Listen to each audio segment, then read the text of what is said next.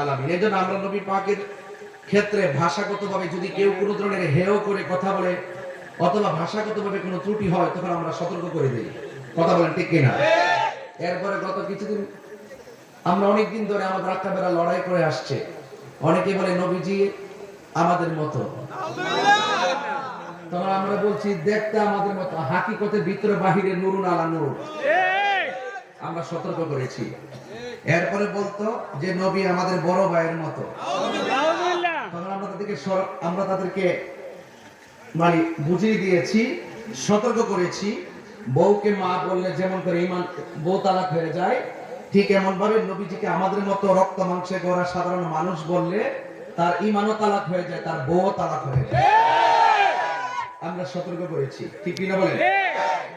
এইভাবে একের পর এক আমরা যখনই তারা কোনো ভাষাগতভাবে আমার নবী পাকের সম্মানের উপর আঘাত করে কথা বলেছে, আমরা তাদেরকে সতর্ক করেছি। আমি আজকে একটি বক্তব্য শুনে বড় হতাশ হয়েছি। আন্তর্জাতিক মিথ্যাবাদী, আমি যে তাকে মিথ্যাবাদী বলি তার নাম হলো আমির হামজা। আমি যে তাকে মিথ্যাবাদী বলেছি এমনিতে বলিনি, এর মিথ্যাবাদী এবং চাপাবাজ। ঠিক আছে কিনা? আজকে একটা বক্তব্য আবার নতুন করে শুনলাম, এটা আমার জীবনে প্রথম শুনলাম। সে বলতেছে নবী শব্দের অর্থ হলো সংবাদ বাহক, আর যিনি সংবাদ বহন করে তাকে সাংবাদিক বলা হয়। সুতরাং নবী নাকি সাংবাদিক ছিল। কাকে খুশি করতে গিয়ে বলতেছে? ওই বাংলাদেশের সাংবাদিকদেরকে খুশি করতে বলতেছে, গণমাধ্যমকে খুশি করার জন্য। সে এইভাবে গণমাধ্যমের একটা বাহাবা নেওয়ার জন্য, তাদের পক্ষে কথা লেখার জন্য, মানুষদেরকে এগুলো তাদের কথাগুলো প্রচার করতে যায়া, এদেরকে উৎসাহ দিতে যায়া, বলতে বলতে শেষ পর্যন্ত দুনিয়ার ক্ষমতার চেয়ারের পাগলে আর চেয়ারে লোভে পড়ে নবীর সম্মানের কথা বলে গেছে। কথা বলেন ঠিক না? তো আমার নবী নাকি সাংবাদিক ছিলেন। আউযুবিল্লাহ বলবেন না? এটা কি নবী পাকের সঙ্গে আদব না বিয়াদবি? এটা শুধু বিয়াদবি না, নবী শব্দের অর্থ হলো গায়েবের খবর দেনেওয়ালা। আর বেটা এই দেশে সাংবাদিকতা অনেকেই করে, হলুদ পাতা সাংবাদিকতা করে, রিয়েল পাতা সাংবাদিকতা করে। এই সাংবাদিকদের মধ্যে সত্য মিথ্যার মিশ্রণ রয়েছে। কিন্তু আল্লাহর হাবিব যে সংবাদ আল্লাহর পক্ষ থেকে বহন করেছেন এবং আল্লাহ পাক রাসূল পাককে যা দিয়েছেন, নবী শব্দের অর্থ হলো গায়েবের খবর দেনেওয়ালা। সেই নবীর কথার মধ্যে যারা পরিমাণ কোনো সন্দেহ নাই। আর আল্লাহর হাবিবের শান আজমতকে তুচ্ছ তাচ্ছিল্য করে দুনিয়ার গণমাধ্যমকে খুশি করতে গিয়ে যেই ব্যক্তি আমার নবীজিকে সাংবাদিক বলেছে, তাকে অনতি বিলম্বে প্রকাশ্যে তওবা করতে হবে। কথা বলতে শুধু তওবা না, শুধু তওবা না, তাকে গ্রেফতার করতে হবে। সে এইভাবে লাগামহীন বক্তব্য দিতে দিতে শেষ পর্যন্ত 2 দিন পরে বলবে রাসূল। রাসূল শব্দের অর্থ হলো বার্তাবাহক। রাসূল অর্থ বার্তাবাহক, ঠিক আছে? রাসূল অর্থ কি? বার্তাবাহক, ঠিক আছে? 2 দিন পর আবার এটার উত্তর, এটার ভেতরে ব্যাখ্যা করবে। এই বার্তাবাহকরা আবার বানাইবো ডাক ফিরুন। নাউজুবিল্লাহ বলবেন না? কারণ এদের কোনো ধর্ম নাই। আমি আগেই বলছি, নীল নদের পানি যেমন নীল না, এদের মুখের ইসলাম ও ইসলাম না। কথা বলেন ঠিক না? গত বছর দেখলাম যে আমিরে জামাত, জামাতের যে আমির, উনি তো জেনারেল শিক্ষিত আলেম নাই। তো ওনারা কি বলতাম, উনি ধর্ম সম্পর্কে কতটুকু জানে আমি জানি না। কোন মাদ্রাসায় পড়ছে, কামিল পাস করছে না মুহাদ্দিস হইছে আমি জানি। ডাক্তার শফিকুর রহমান উনি কোন লেখাপড়া করছে, উনি আলেম কিনা, কোন মসজিদের খতিব এটা আমি জানি না। এই জন্য ধর্মের ব্যাপারে ওনার কতটুকু জ্ঞান আছে আমি জানি। তুমি মিষ্টি মিষ্টি কথা বলতে পারে। গতকাল দেখলাম ওই যে আরেকটা চাপাবাজ আছে তারেক মনোয়ার, এবং সকল জামাতের আলেমদেরকে নিয়ে মিটিং ডেকে জামাতের আমির বলতেছে, এদের উস্তাদ বলতেছে, এদের যাদের পিছনে রাজনীতি করে সেই নেতা বলতেছে আপনারা বক্তব্যের ক্ষেত্রে ভাষাগত সংযত রাখবেন, আবল তাবল বলবেন না। একদিন আগে আমিরে জামাত বুঝাইলো কি, আর একদিন পরে এই আন্তর্জাতিক চাপাবাজ আমির হামজা ডেলিভারিটা দিল কি? তার মানে বুঝা গেল হ্যাঁ বিয়াদবিতে বড় সেরা রে। কথা ঠিক না? এই জন্য শুধুমাত্র ওয়াজ শুনবেন না, ওয়াজ ধারণ করেন। যত কিছু হোক, তাহিনীকে যাই বলুক না কেন, তাহিনীর বিরুদ্ধে যত ধরনের মিসগাইড করাক আপনাদেরকে, যত গালাগালি করুক, আমি কাউকে ধরি না। আমাকে অনেক মানুষ অনেক কথা বলে, কিন্তু আজকে যখন দেখলাম তখন হৃদয়ে রক্তক্ষরণ হয়েছে। ওরা রাসূলের পক্ষে শানটা একদম সহ্য করতে পারে না। শুধুমাত্র পারে না, শুধুমাত্র আমাদের মতো বন্ধুদের কাতারাই না ফালাইতে, এতটুকু পারে না। যদি বাস্তব পাইতো আমার মনে হয় না জানা আর কত রং রস করতো। কথা বলে ঠিক না? এই জন্য এই সমস্ত বিয়াদবদের কাছ থেকে আমাদেরকে দূরে থাকতে হবে। কথা বলেন ঠিক কিনা? এবার আসন্ন জাতীয় নির্বাচনে আমরা বুলেটের মাধ্যমে কাউকে জবাব দিব না। এবার সুন্নিরা ব্যালটের মাধ্যমে জবাব দিয়ে দিবে ইনশাআল্লাহ। যেদিকে যাবেন আমরা সুন্নিরা কি এখন 2 না 1? এই আওয়াজে মানি না মাদকপুরের সুন্নিয়তের, মাদকপুরের মাটি সুন্নিয়তের ঘাঁটি। আপনাদেরকে রাজপথে ডাকলে পাওয়া যায় না, অনেক সময় রাজপথে আপনাদেরকে ফোন দিয়ে আনা যায় না। অনেক সময় দেখা যায় সুন্নিয়তের অনেক জায়গায় আঘাত আসে, আমাদের বিরুদ্ধে অনেক ধরনের মামলা হামলা করে, কিন্তু যখন আপনাদেরকে ডাক দেওয়া হয় ফোনের অপেক্ষা করেন। এমকে এক লাইনে থাকেন, আমার পীর তো বলে নাই, আর আমার পীর তো বলে না, আমার পীর তো আর মানে বলবে কি, কোন পীর কি বলবে? যে কোনো পীর যদি কোন ধরনের বাতল দ্বারা আক্রান্ত হয়, সকল সুন্নিরা সব ভেদাভেদ বলে খানকা ছেড়ে রাজপথে প্রতিবাদ করতে হবে। হাত তুলে বলেন, ঠিক কিনা বলেন? আল্লাহু আকবার। রিসালাত ইয়া রাসূলুল্লাহ। ঘরে ঘরে জালো, ঘরে ঘরে জালো, সুন্নিয়তের আলো, ঘরে ঘরে জালো। নবী যেখানে আমরা আছি সেখানে, নবী যেখানে আমরা আছি সেখানে। প্রেসিডেন্ট তাহিরি সাহেব জিন্দাবাদ, জিন্দাবাদ। পাঠানপাড়ার পক্ষ থেকে জিন্দাবাদ, জিন্দাবাদ। আমরা পরস্পর একজন আরেকজনকে যেভাবে ডাকি, রাসূলুল্লাহকে কি এইভাবে ডাকা যাবে? আরো বড়কে এইভাবে ডাকা যাবে? এইভাবে ডাকতে নিষেধ করেছেন কে? আরো বড়কে নিষেধ করেছেন কে? ইন্টারিম গভর্নমেন্টকে বলবো, এই পাগলটাকে একটু থামান, এই পাগলটাকে একটু থামান। আজকে ফেসবুকে লিখছিলাম, তার জায়গায় কোথায় হওয়া দরকার। একজন লেখছে বুড়িগঙ্গা নদীর মাঝখানে, আরেকজন লেখছে পাবনার পাগলা গারদে, আরেকজন লেখছে হেমায়ত করে, আরেকজন লেখছে এখানে নিশ্চিত 24 ঘন্টার জেলে নেওয়ার দরকার। আমি দেখি যে সে এমন অন্যায় করছে, এর জেল ছাড়া কোনো উপায় নেই। তো তোরা নবীর বিরুদ্ধে কথা বলবি, বইলে বলে ইন্ধন দিবি, আমরা প্রতিবাদ করলে আমরা দোষের জায়গা। যে ব্যক্তি নবীর সাথে বিয়াদবি করে তাকে সম্মান দিয়ে কথা বলা যায় না। নবীকে সম্মান দিয়ে কথা বলো, নবীকে সম্মান দিয়ে কথা বলো। তোমাদের পায়ের স্যান্ডেল গুলো আমরা জিহ্বা দিয়ে পরিষ্কার করে দিব, ঠিক কিনা বলো?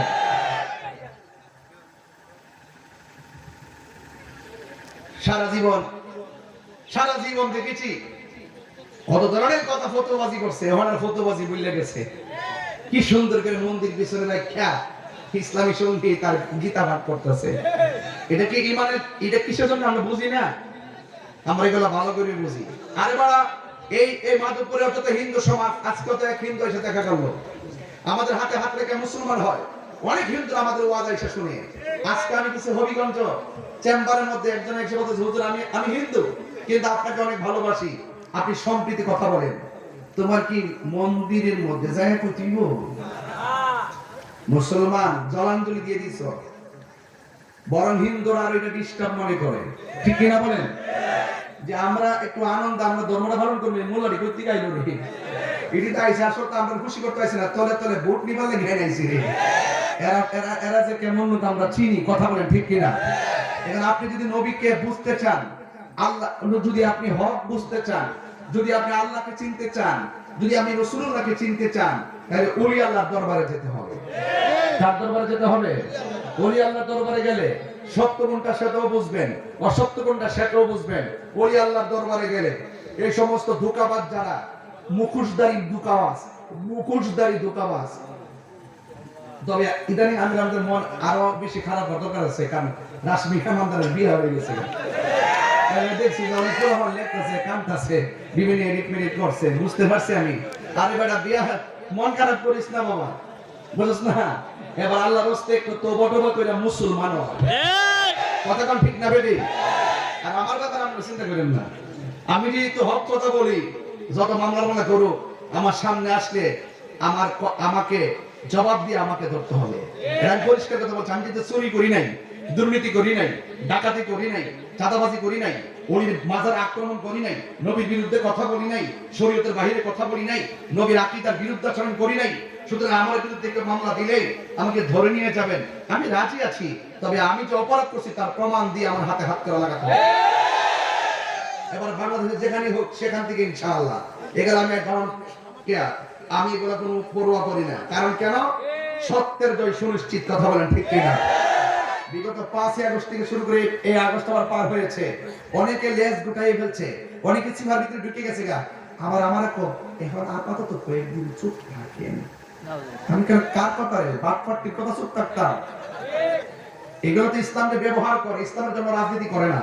এই জন্য সুন্নি যারা আছেন, আপনাদের জন্য আফসোস লাগে আমার, কি জানেননি?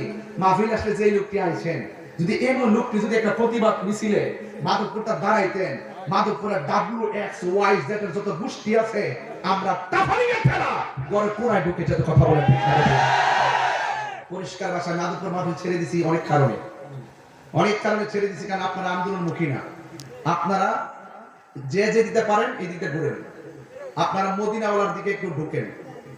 আল্লাহর রাস্তা আপনি আপনার পীরের কাছে মুরিদ 100 বার থাকেন, কিন্তু আপনি যখন দেখবেন রাসূলুল্লাহর বিরুদ্ধে কথা বলছে, এখানে কি পীরের হুকুম নেওয়ার দরকার আছে? আরে হুকুম নেওয়ার দরকার আছে? এই তন্ত্র মন্ত্র সব ছাড়তে হবে। সাইরা যদি সব এক হইতে পারেন, বহুত কষ্ট করে সুন্নি জামাতে এক করা হইছে, আকাবারা বহুত কষ্ট করে তিনটা গ্রুপ কিন্তু এক হইছে। আল্লাহর রাস্তে আমাদের কোন তন্ত্র মন্ত্রের জন্য বিভাজন সৃষ্টি না হয়। যারা বিভাজন সৃষ্টি করবে মাধবপুরের জমিনে, প্রয়োজনে তাদের পায়ে গিয়ে ধরবো। আল্লাহর রাস্তে বাবারা আর বিভাজন করেন না, এক হয়ে গেছি, আজীবন পর্যন্ত আমরা এক থাকতে চাই। কারণ যখন 90টা মাজারের ভিতরে ভাঙচুর শুরু করছে, আগামীকাল যে আপনারটা ভাঙবে না তার গ্যারান্টি কি? এখনো বুঝলেন না?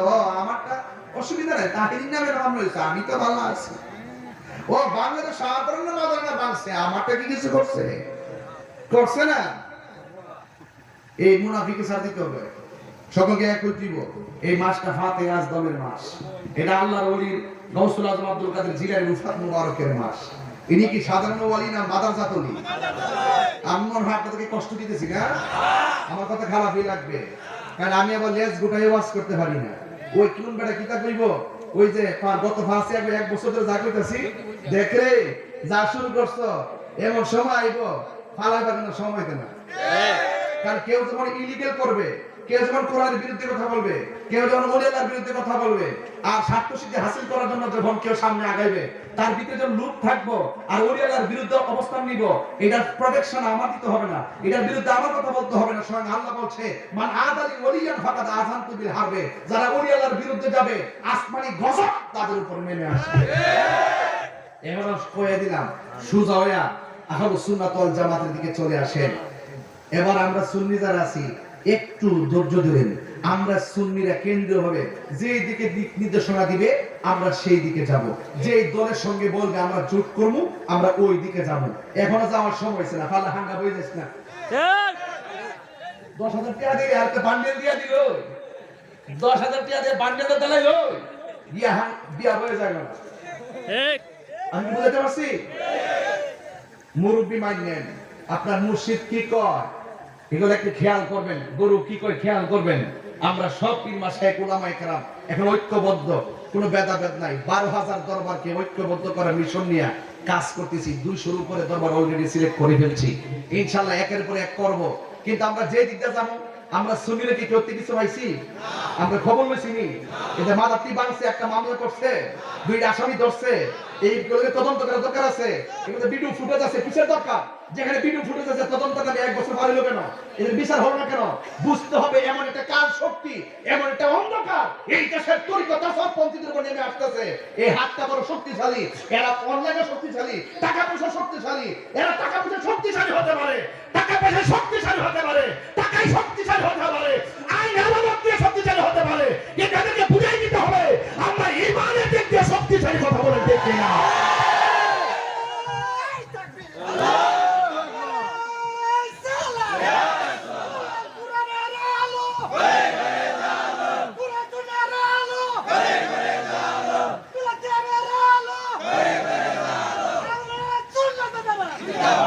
বুঝতে আমার কথা কি রাগ করেছেন আপনারা?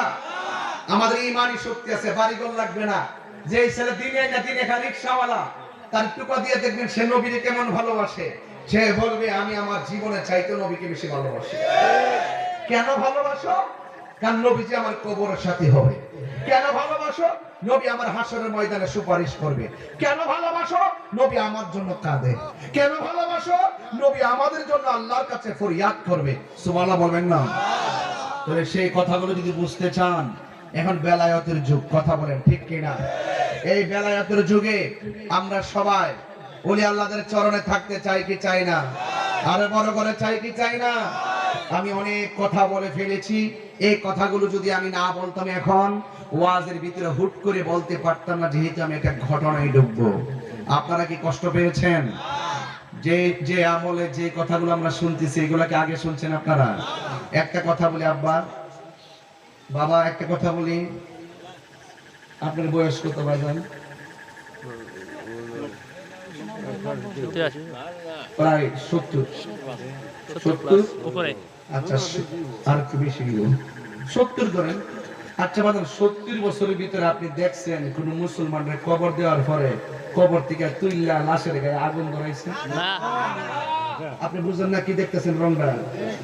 এই আমলটাতে এগুলো দেখছি। 70 বছর ইতিহাস না, ওই 1500 বছর আগে থেকে আবু জাহেল যে নবীর এত কষ্ট দিছে, এরপরে কইছেন যে কবর থেকে তুইলা গায়ে আগুন লাগাই দাও। একবার বন্ড ছিল কিনা কি ছিল না ছিল, দুনিয়া জিন্দা অবস্থা দলানা গেলে গা মরার পরে বিচারা দায়িত্ব তোমার না, মরার পরে আমার আল্লাহর কাছে হিসাব নিকাশ। কথা বল ঠিক কিনা?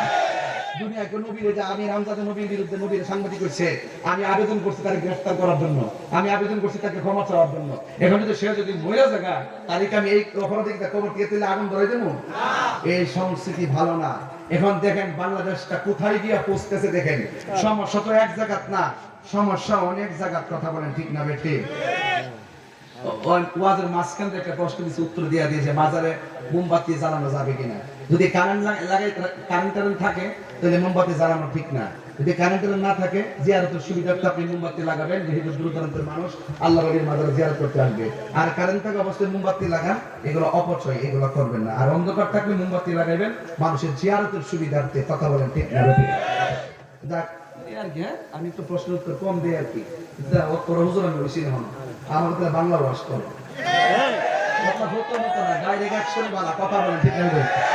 এই মাধবপুরে ফুলাফান্ডি কই, ফুলাফান্ডি আছি না? সবাই আছেন তো ইনশাআল্লাহ? আছেন তো ইনশাআল্লাহ?